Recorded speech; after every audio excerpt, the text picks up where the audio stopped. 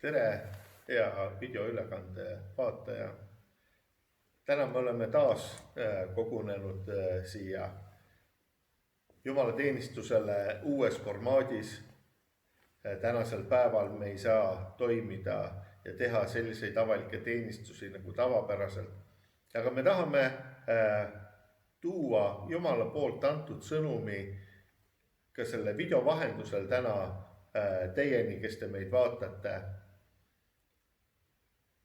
See, et täna selline olukord on tingitud sellest, et takistada ka selle viiruse ja selle mõju levikut selles ühiskonnas ja meil ka kristlastena on selle kõige keskel oma roll ja oma vastutus.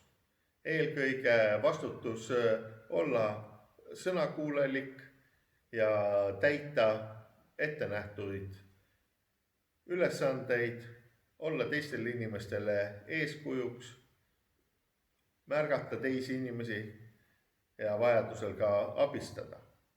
Lisaks sellele veel on Jumal andnud oma lastele eesõiguse palvetada olukordade, palvetada inimeste pärast ja kõigele lisaks ka olla need rahu ja tarkuse toojad nii oma kodudesse, oma töökohtadesse, ka nende inimeste keskele, kus meil tuleb tänasel päeval liikuda, et mitte minna kaasa selle kiiruse, teadmatuse, hirmuga, mida tänane päev tahab ühel või teisel viisil külvata.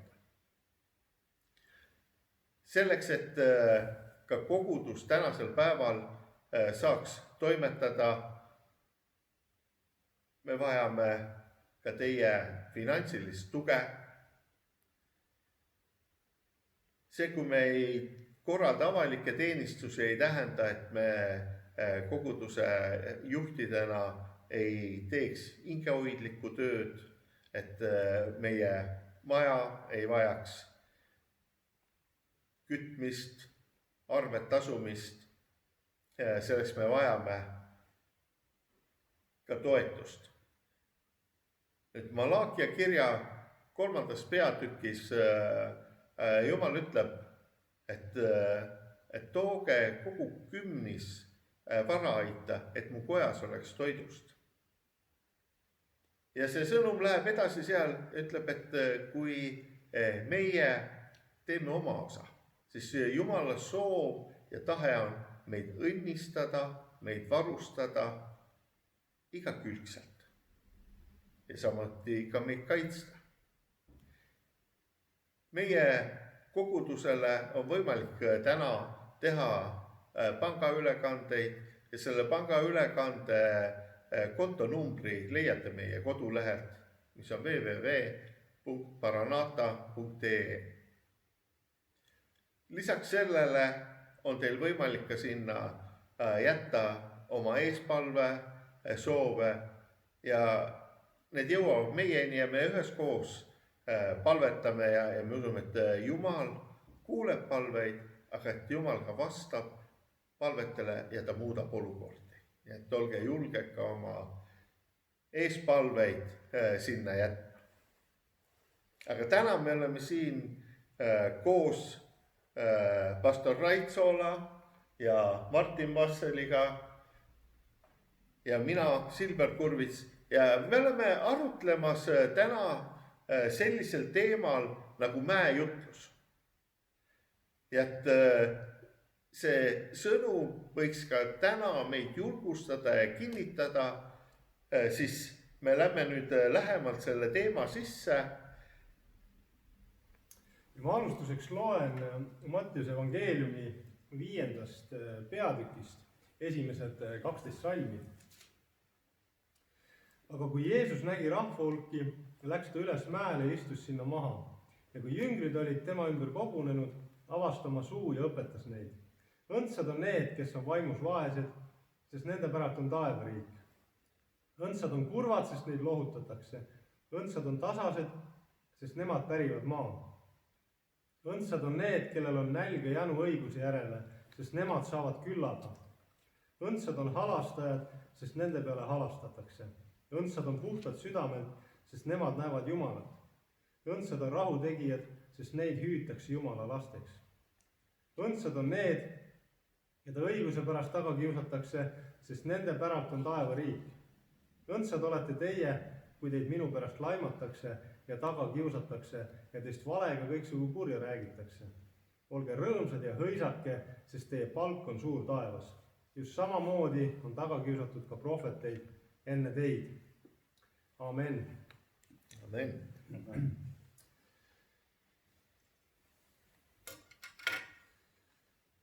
Nüüd Mattiuse evangeeliumi 5. peatüki 3. salm ütleb, õndsad on need, kes on vaimus vaesed, sest nende päralt on taevariik. Kes on vaimus vaesed? Mida piibel mõtleb siin? Eelkõige me peame nagu keskenduma sellele, et on väga mitmed viisi on tõlgendatud seda vaesust, et kui sa oled materiaalselt vaene, et siis sa oled Jumalale meelepärane, me võime läbi kiriku ajaloo näha küllalt ka selliseid inimesi, kes on siis teinud end teadlikult sellisteks vaeseteks, puudus kannatavateks ja siis kuidagimoodi siis saada kätte see õnnis või õnnistus. Kui me süveneme sellesse teksti sügavamale, siis me võime näha, et siin on midagi palju enamat kirjas ja see, missugusest vaesusest Jumala sõna siin räägib, on eelkõige minu arvates see, et me teadlikult teeme ruumi, et Jumala arvamus meie eludes, et õigemini, et meie eludel oleks ruumi Jumala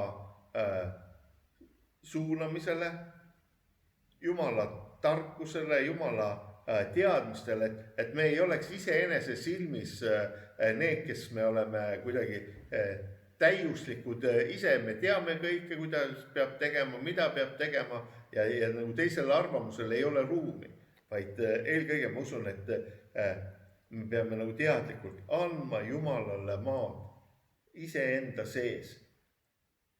Seepärast me ei tea kõike, me ei oska kõike, me ei mõista kõike. Me vajame selleks Jumalat ja see sõna ütleb, et kui me nagu sellest aru saame, et me vajame Jumalat, me vajame Jumala juhtimist ja Jumala tarkust, siis see teeb meid rikkaks, see teeb meid õnnelikaks ja selle kohta ka see sama sõna õnnis.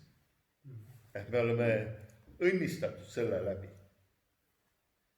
Nüüd, kui mõelda seda, et Jumala sõna ütleb, et Jumal tahab, et me oleksime rikkad iga hea teo tarvis, siis me ei saa kuidagi võtta seda, et no ma pean olema nüüd vaene, vilets ja kehv. No, kui sul ei ole midagi, kuidas sa saad siis õnnistada teist, kuidas sa saad teist toetada või aidata, kui sul endalgi midagi ei ole. Et selles suhtes see tekst räägib ikkagi ilmselgelt sellest, et see ei ole mingisugune hälve, mingisugune vaimuhaigus, vaimulik puudulikkus, vaid see on teadlik Jumalale ruumi tegemine oma elus. Võib-olla ka mina siis natuke paari lausega kinnitan, mida Silver on öelnud, et minu arust on ka need õndsad on vaimus vaesed, et need, nagu Silver sa väga hästi ütles, need annavad ruumi Jumalale, need inimesed oma elus, et me võime olla küll eneste silmis targad, aga tegelikult selles ei ole seda õnnistus. Õnnistus on siis, kui me tegelikult teadlikult loodame Jumala armule ja me mõistame ja teadlikult ka elame selle järgi, et tegelikult kõik, mis mul on antud Jumala armust. Et ma toetun nagu Jumalale. Et minu lootus ongi tegelikult, see ongi see taevariik minu sees ja minu läbi siis. Et selle sees on suur õnnistus tegelikult. Kas see eeldab ka iseendale suremist? Ja kindlasti. Sest loomulikult meil kõigil on oma tahe ja üsna sageli meie tahe põrkubki vastu Jumala tahtega. Ja mul on siis valik, mida ma teen. Ja tegelikult see õnnistus või Jumala õndsus tulebki minu ellu selle läbi, et ma tegelikult alistan oma tahte nii-öelda Jumala tahtele ja panen kõrvale oma tahte. Ja see ongi toetumine Jumalale, Jumala armule. Et selle kaudu, selle sees on suur õnnistus tegelikult. Just. Nüüd selles kirjakaas on teine pool ka. Õndsad on need, kes on vaimust vaesed, millest me just arutlesime. Aga teine pool ütleb, sest nende päralt on taevariik. Tänane arutelu ongi peamiselt selle taevariigi üle, kaugemale me tõenäoliselt täna ei jõua. Matteuse evangeeliumi 6. peatükk 33. salm ütleb, aga otsige esmalt Jumala riiki ja tema õigust, siis seda kõike antakse teile pealegi. Mis on see Jumala riik või taevariik? Nüüd kui me tuleme korraks selle 5. peatüki juurde, siis seal see sõnum hakkab pihta sellega, et Jeesus läks üles mäele ja kui jüngrid olid tema juurde tulnud, siis ta avas oma suu ja hakkas õpetama. Ta hakkas õpetama Jumala lastele ja see õpetuse nagu algus oli see, missugused peavad usklikud olema. Need esimesed salmid räägivad sellest, et missugused me peame olema. Siis me võime nagu näha ka seda, et Jeesus ei tulnud siia maa peale selleks, et viia meid ära taevasse, vaid ta tuli, et tuua taevas meie juurde, meie sisse. Seepärast ta ütleb oma sõnas, et Jumala riik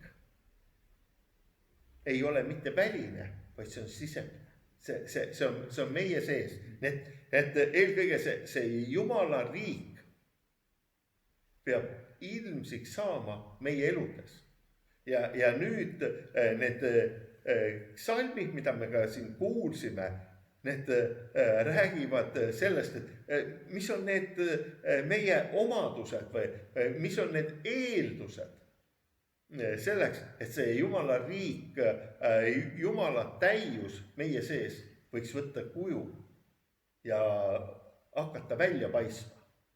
Et samamoodi, et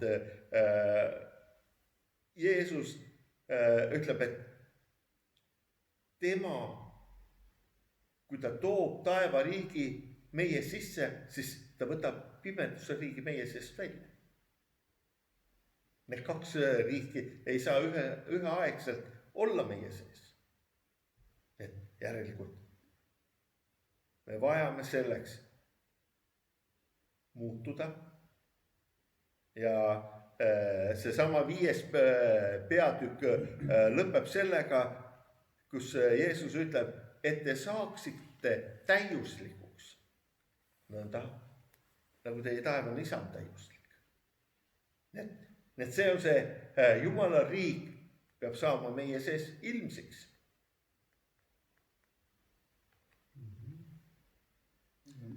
Ma ka paari sõnaga jälle täiendan, et kui see salm 33 Mattuse 6. peatükk, kui ta ütleb, otsige esmalt Jumala riiki, et kuidas siis nagu otsida seda Jumala riiki, nagu Silver ka ütlesid, et see on meie sees. Ja ma usun ka seda, kui Jeesus rääkis mäejutluses ja tõi välja need õndsaks kiitmised ja need omadused, et kes siis on õndsad, et ta kindlasti ise elas seda välja oma elus. Et sellega ta jätiski meile eeskuju. Et tegelikult see taevariik on meie sees, kui Kristus saab kuju meie sees. Kui me muutume Kristus sarnaseks. Et tegelikult see taevariik, see tähendab kindlasti ka minu jaoks isiklikult ja ma usun paljude jaoks, see tähendab isikut minu sees, kes võtab kuju minu sees. Ja kui see isik nagu elab oma elu minu kaudu, et selle riik tulebki, selle kaudu tulebki nagu taevariik esile minu elus. Üks väike täpsustus veel. Me räägime Jumala riigist ja taevariigist. Kas need on kaks eri asja või on need sama asi? Lihtsalt vaatajale selgituseks. Ma arvan, et see on põhimõtteliselt üks ja sama asi, et taevariik, kui Jumala sõna räägib taevariigist, siis see on koht, kus tegelikult Jumal valitseb, kus Kristus valitseb. Ja kui Kristus valitseb meie elus, siis selles ongi taevariigi saladus. Just.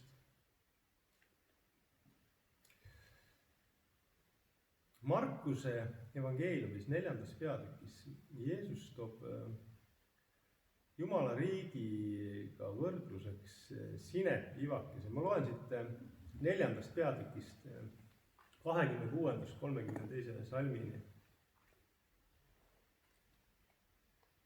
Ja Jeesus ütles, nõnda on Jumala riik, nagu inimene viskab seemne maa peale ning heidab magama ja ärkab üles öösel ja päeval ning seeme tärkab ja loob pea. Nõnda, et inimene ei tea, kuidas. Maa kannab vilja iseenesest, esmalt orast, seejärel päid, seejärel täit nisutera pea sees. Aga niipea, kui vili on küps, saadab ta sirbi, sest lõikusaeg on käes. Ja Jeesus ütles, millega võiksime võrrelda Jumala riiki või millise tähendamissõnaga teda kujutaksime?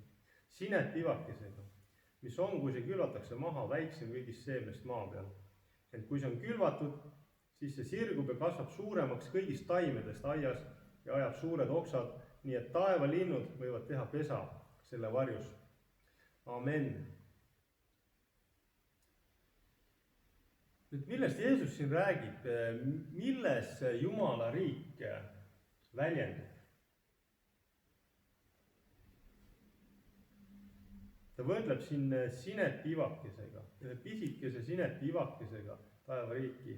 Ja sellega see külvatakse maha ja siis temaga midagi juhtub. Ja sealt tuleb midagi esile. No jah, et see on nagu väga tabavalt Jeesus on selle kohta öelnud, et kui me saame kristlasteks tegelikult, siis Jumala riik asub meie sisse.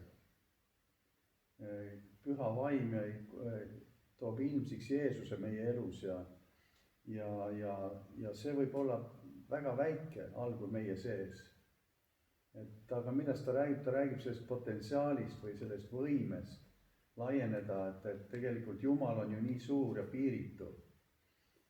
Ja Jumala, kui me loeme ka Piiblit, siis me näeme Jumala need iseloomu omadused või eriti Jumala armastus ja mis võiks olla veel suurem kui Jumala armastus siin maailmas. Ja tegelikult neil on omadus alati kasvada meie sees, kui me anname selleks Jumalale ruumi. Et see on väga tabavalt öeldud, et see võib olla küll algul väga väike, aga hiljem see kannab nagu väga palju vilja ja tulevad esinenud iseloomu omadused meie elus, mis olid omased Jeesuselegi. Ustavus, armastus, headus, tasadus, see vaimuvili tuleb meis esile. Ja see on tegelikult suur väärtus, peaks olema meie elus. Ja ma usun, see on ka õnnistuseks teistele, kes selle kokku puutuvad. Just. 1. Korintuse 4.20 ütleb, Jumala riik ei ole sõnades, vaid väes. Et minu arust see väga hästi täiendab praegu seda kirja kohta, et see väike seeme, pealtnäha väike, et seal justkui ei oleks nagu mitte midagi väga, väga erilist, aga ometi selles väikses seemes on selline vägi, mis suudab sellest seemest tuua esile ühe suure puu ja ka viljad ja piibel ütleb, et linnud teevad pesa, otsivad varju selle puu all. Nii et see Jumala riik on midagi, mis esmapilgul meis, ta justkui ei pruugi paista millegi erilisena.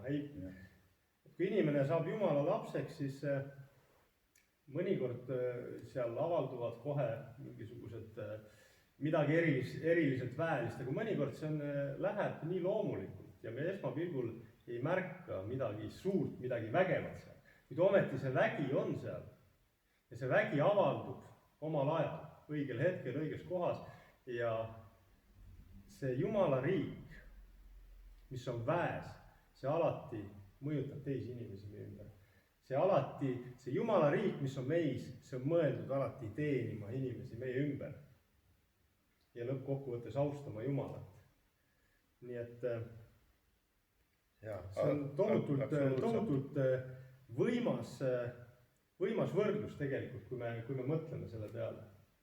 Ja selle külje pealt toob ka nagu väga selge nagu arusaamise, kui me saame Jumala lasteks, siis me ei sünni täiskasvanud täiuslike lastena, vaid see räägib sellest, et peale sündi hakkab üks kasvamise protsess, kus see vana elu, vanad harjumused, vanad kombed jäävad maha ja see hakkab asenduma uutega.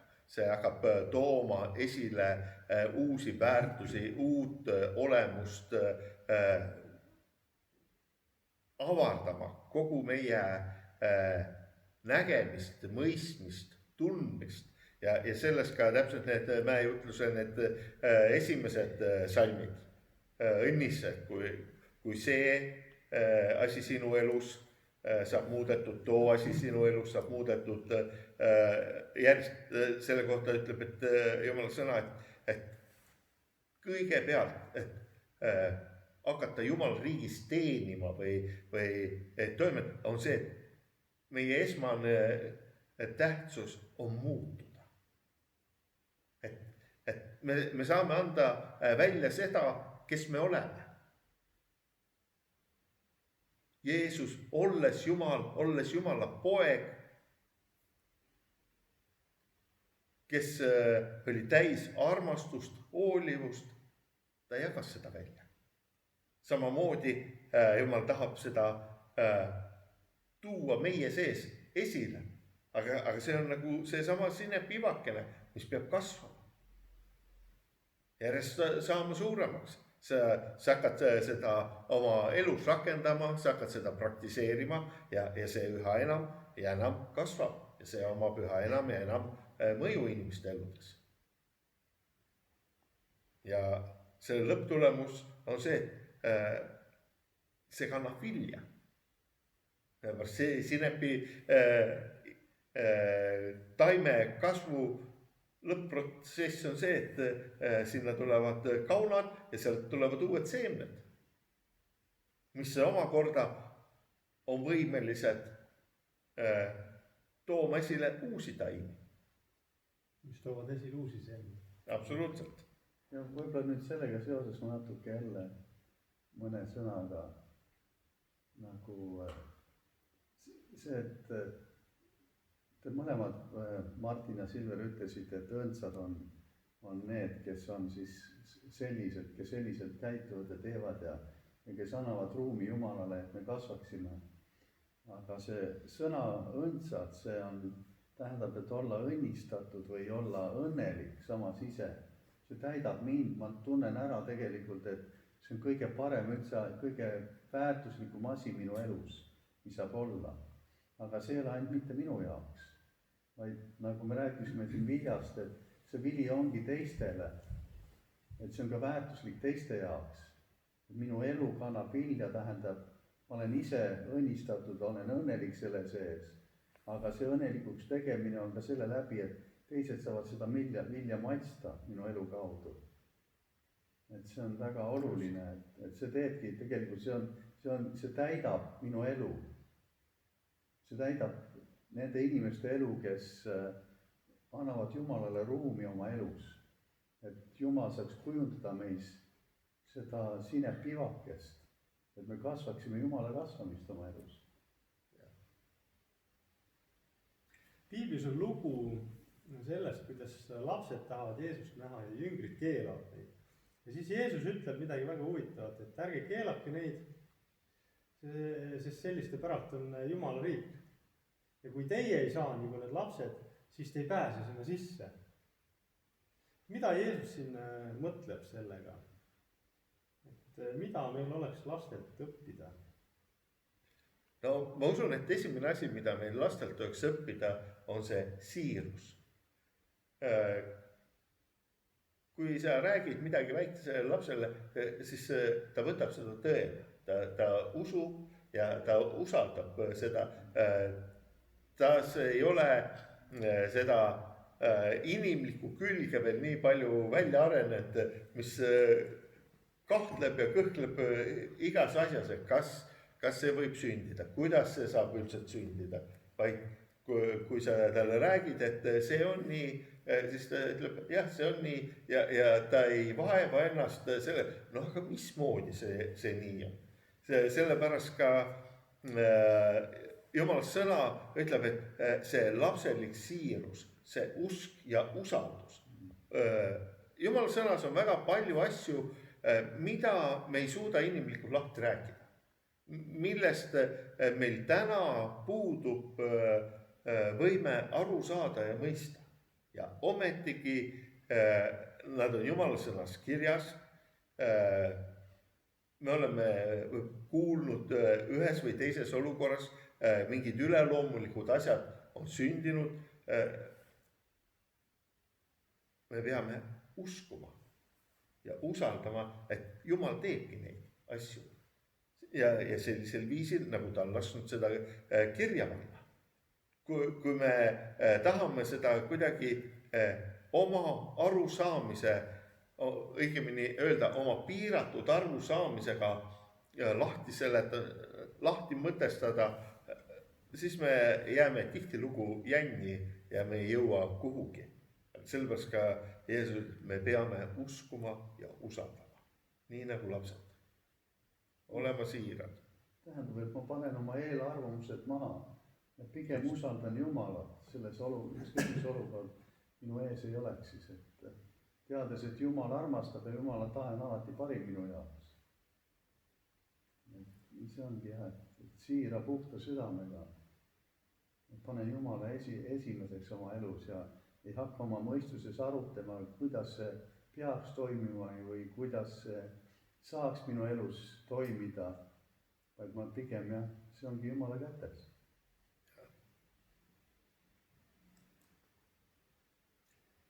Me natuke juba puudutasime ka seda teemat, aga küsiks veel üle. Kus siis see Jumala riik on? Kus me võime siis seda Jumala riiki leida? Kas see on mingisugune geograafiline asukoht kusagil?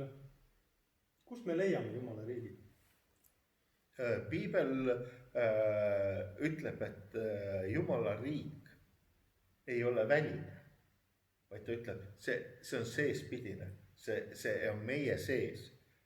Nüüd Jumala riik, kui Jumala sõna räägib meile, kui me kutsume Jeesuse Kristuse oma ellu, võtame ta vastu, siis ta ütleb, et ta tuleb ja ta teeb eluaseme meie sisse. Ja sellepärast see Jumala riik, see Jumal tuleb ja elab meie sees. Ja selle läbi ongi, et Jumala riik on igal pool, kus on Jumal. Ja sellepärast ka väga oluline on nagu mõista, et saades Jumala lasteks, me ei ole enam teel Jumala riiki, vaid me oleme juba Jumala riigi kodanikud. Siin maa peal, tänases päevas, selles hetkes, sellepärast seesama Jumal elab meie sees. Nii et Jumala riik on igal pool, kus on Jumala lapsed. Kus on Jumal, seal on Jumala riik.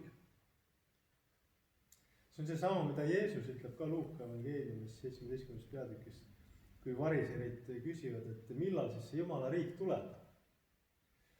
Ja Jeesus vastab, et Jumala riik ei tule ettearvatavat ega öelda enne siin või seal, sest enne Jumala riik on teie seas. Ehk siis Jeesus oli nende keskel ja Jumala riik oli nende keskel. Amen. Sest Jeesus oli nende keskel. Jeesus elas välja, Jeesus esindas Jumala riiki. Ja kas pole nii, et samamoodi Jeesus on kutsunud iga kristlast esindama Jumala riiki, viima Jumala riiki sinna, kus ta parasjagu on, nende inimeste keskele, kus ta parasjagu on. Olenemata sellest, kas me oleme Eestis, oleme me Ameerikas, oleme me Hiinas, kus iganes. Kus oleme meie, kus on Jumala lapsed, kus teenitakse Jumalat, seal on Jumala riik. Amen. Nüüd meie aeg on läinud. Kokkuvõtteks ma küsiksin, milliseks Jumala riik peaks meid muutma? Seesama Matteuse 5:48 salm ütleb, et te saaksite täiuslikuks. Ja eelkõige see tähendab, et kui Jeesus ütleb, et me peaksime saama samasuguseks, nagu on Jumal. Mitte samaväärseks, aga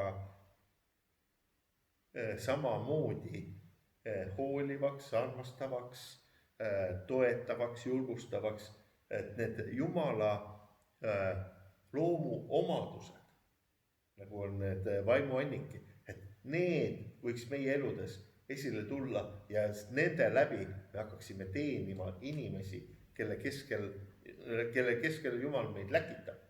Viimagi seda Jumala riiki laiemale ja et inimesed saaks sellest osa ja saaks samamoodi Jumala riigi kodanikeks. Jumala riik on ka teisiti öelda kuningriik, kus Jeesus Kristus on kuningas. See tähendab eelkõige seda, et Kristus valitseb minu elus. Kui Kristus valitseb, see tähendab ka seda, et kuna Jumal armastab nii piiritult inimesi, siis kindlasti tähendab ka, et see armastus, Jumala armastus väljendub minu elu kaudu. Ja minu jaoks lihtsalt kokkuvõttes see Jumala riik minu sees tähendabki olla Kristuse sarnane. Muutuda tema sarnaseks ja seda välja elada oma elus. Hoolida teistest, nagu ka pastor Silver siin ütles, armastada teisi inimesi, võtta oma pilk enda pealt ära, panna pilk Jumala peale ja teiste inimeste vajaduste peale ja neid võimalusel aidata ja teenida Jumalat selle kaudu. Nii et viime siis igaüks seda Jumala riiki nende inimeste keskele, kelle keskel me liigume, et see Jumala riik, mis on meis, võiks mõjutada ja muuta neid inimesi ja võita neid inimesi Jeesusele, kes täna veel ei käi koos Jumalaga. Aga lõpetuseks, Silver, äkki sa palvetad nendega, kes meid vaatavad ja siis tõmbame otsad kokku tänaseks. Ja, me lähme oma mäejutluse aruteludega edasi ka järgmistel kordadel. Aga täna me võtame selle tänase teema kokku siis palves ja jääme palvele. Isa taevas, me oleme nii tänulikud sulle, et sina läkitasid oma poja Jeesuse Kristuse siia maailma selleks, et ta tooks selle Jumala riigi meie iga üksiku juurde. Teeks selle kättesaadavaks tänasel päeval. See, millest inimene oli välja lükatud.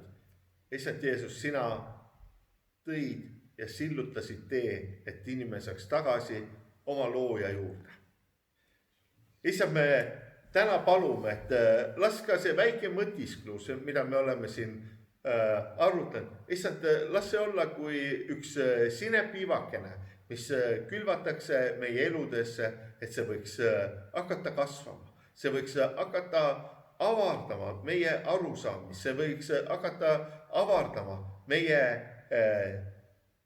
tegemisi, meie mõtlemisi, meie toimimisi, meie olemust ja muutma seda Kristuse sarnaseks.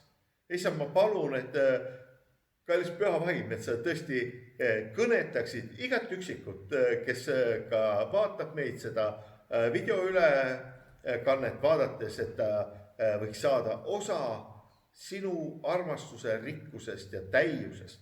Et selle läbi üks igatsus, üks soov mõista, aru saada ja kasvada selle Jumala riigi sees oleks meie igapäevane soov ja tahe.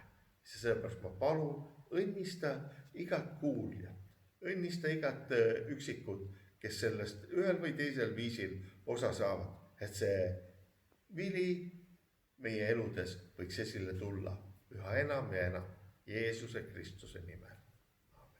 Amen. Need olid tänased mõtted, aitäh, et sa olid meiega. Jumal õnnistagu sind ja kohtume taas.